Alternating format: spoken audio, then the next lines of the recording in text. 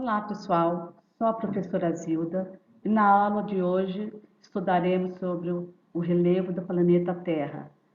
Ela está no módulo 6 da apostila 2 e essa é a videoaula 8. A crosta terrestre é formada essencialmente por rochas e minerais. Os minerais estão presentes em todos os solos e em todas as rochas. Eles ocorrem naturalmente na crosta terrestre e não há participação humana no seu processo de criação. Os minerais servem de matérias-primas para a fabricação de vários produtos, desde objetos de uso doméstico até automóveis, pontes, aviões, ferrovias, foguetes espaciais, satélites artificiais. Entre os minerais mais utilizados pelo homem estão o ferro, o cobre, o alumínio, o ouro, a prata, o urânio e o petróleo. Já rochas são aglomerados naturais formados por um ou mais minerais, e em alguns casos por elementos de origem orgânica. Três tipos principais de rochas, de acordo com a sua origem: rochas magmáticas ou ígneas, rochas sedimentares e rochas metamórficas. As rochas magmáticas, também chamadas ígneas, que quer dizer em latim fogo. A origem dela se deu com o resfriamento e a solidificação do magma. Ela é encontrada no interior da Terra. Foi o primeiro tipo de rocha que existiu há bilhões de anos. Foi quando a Terra começou a resfriar e o magma que existia na sua superfície se solidificou. Se essa solidificação se dá sobre a superfície terrestre, ela é chamada rocha magmática vulcânica. Nós temos um exemplo aqui, o basalto, que é uma rocha, né, magmática vulcânica, muito utilizada na pavimentação de ruas e calçadas, e também serve como brita na construção civil. Se a sua solidificação se dá dentro da crosta, essa rocha se chama rocha magmática plutônica.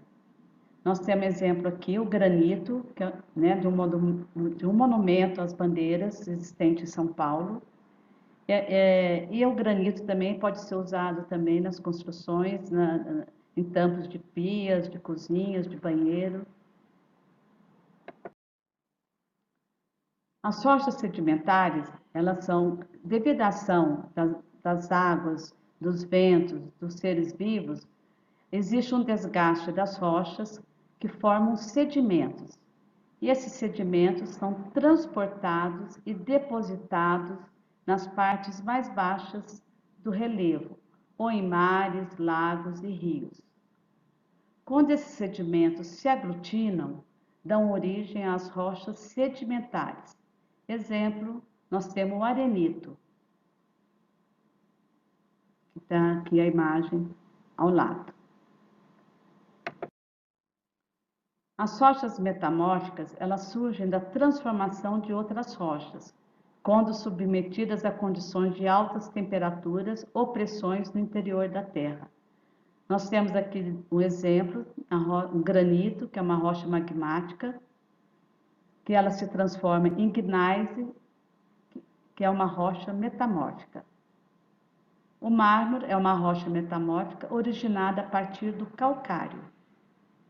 Nós temos aqui, né, o Palácio do Supremo Tribunal Federal em Brasília, de onde se utilizou na sua construção o mármore. Você já deve ter percebido que as rochas estão interligadas. E essa ligação e transposição de um tipo de rocha para outra é o que damos nome de o ciclo das rochas. Então, nós temos aqui a formação da rocha magmática, resultado de uma ação vulcânica, ela se desagrega formando sedimentos, quando eles se aglutinam formam rochas sedimentares, e que passado por processos também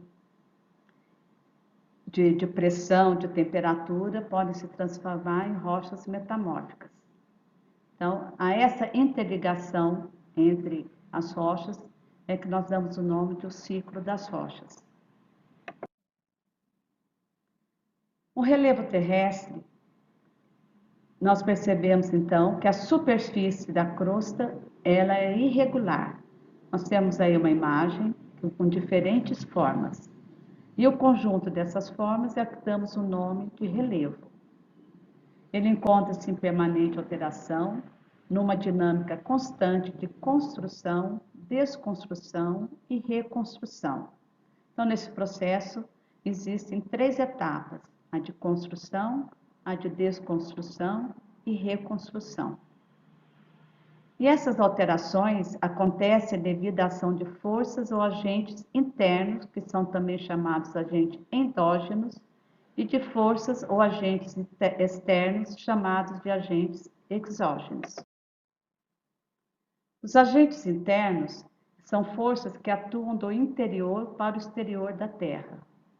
Eles são agentes formadores e transformadores de relevo.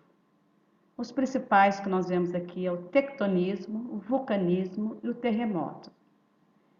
Nós vimos esses 3 tipos na aula passada, quando estudamos a teoria das placas tectônicas. Na figura A, temos aqui um perfil dos agentes internos. E depois do número 1, nós temos então um tectonismo, que provocou essa fratura. Então, aí é uma falha existente no atrito entre 2 placas tectônicas. Na figura 2, nós temos uma ação vulcânica e na 3, um terremoto.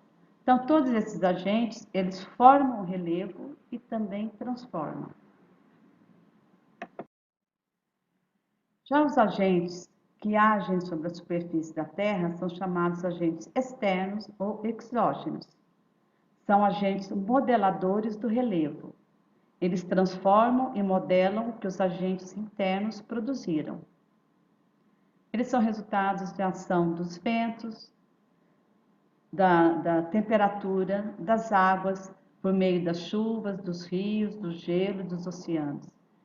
E dos seres vivos, especialmente o ser humano. Essas ações resultam no fenômeno conhecido como erosão, que é o desgaste da superfície. Lembrando, então, as 3 etapas nesse processo: o desgaste, o transporte e a deposição.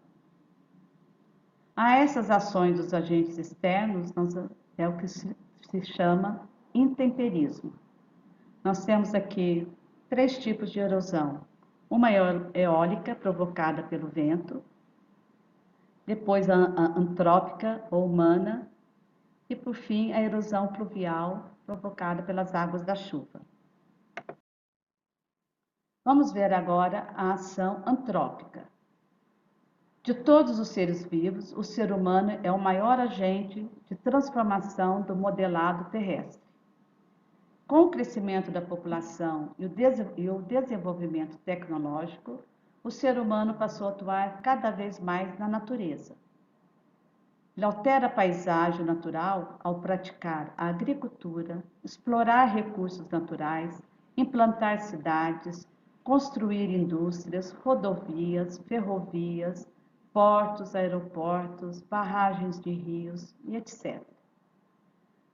Muitas vezes, entretanto, essas alterações são desastrosas, pois poluem os rios, os oceanos, a atmosfera, enfim, o meio ambiente, colocando em risco o próprio ser humano. Nós temos aí, dentre as ações humanas, uma delas que são os terrenos construídos em áreas de declives, em encostas de morros, que é a maior causa do deslizamento existentes. Vamos então ver sobre a floresta amazônica. A floresta amazônica é a maior floresta tropical do mundo. Ela possui um papel na manutenção de serviços ecológicos, tais como garantir a qualidade do solo, dos estoques de água doce e proteger a biodiversidade. A floresta leva umidade para toda a América do Sul, influencia o regime de chuvas na região, contribui para estabilizar o clima global, e ainda tem a maior biodiversidade do planeta. Os povos indígenas ajudam a ampliar a diversidade da fauna e da flora local. Então, vamos ver, então, o desmatamento, que é uma erosão antrópica, que é realizada pelo homem, e as consequências desse desmatamento, que nós vamos, então, pegar sobre a floresta amazônica. Então, dentre as consequências, nós temos a destruição da biodiversidade, o genocídio ou etnocídio das nações indígenas, a erosão e o empobrecimento do solo. Nós estamos vendo aqui, então, a queimada, então, tirou a retirada da vegetação, e tanto para produzir, né, utilizar a agropecuária, como também para a obtenção de madeiras e a sua comercialização. E no quarto, nós temos a enchente e assoreamento dos rios, porque com a retirada da vegetação, o solo fica exposto e com a ação da chuva e dos ventos, essa terra cai sobre os leitos dos rios, causando o assoreamento. Temos aqui agora um gráfico do desmatamento na floresta amazônica. Temos aí de janeiro a junho, vemos que mesmo com a pandemia, a destruição das árvores não cessou. Nós vemos aí que, principalmente em maio e junho, houve uma elevação muito grande.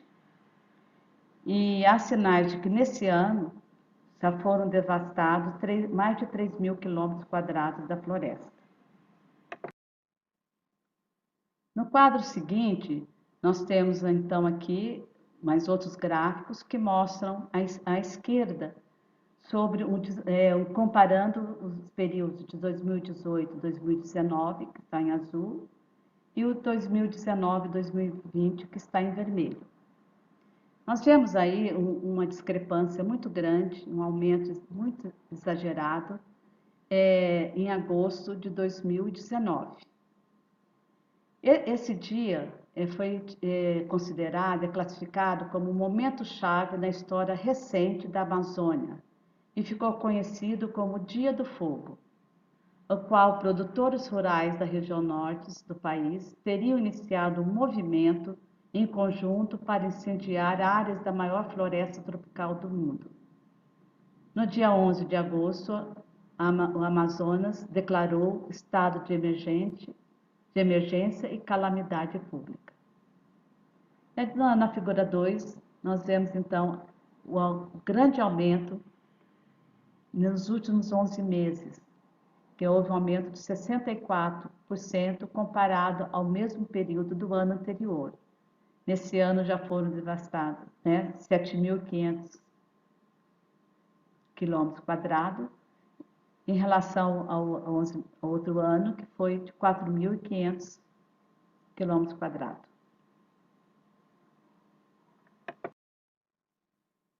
Uma das consequências do desmatamento da floresta amazônica é a destruição e extinção de diferentes espécies.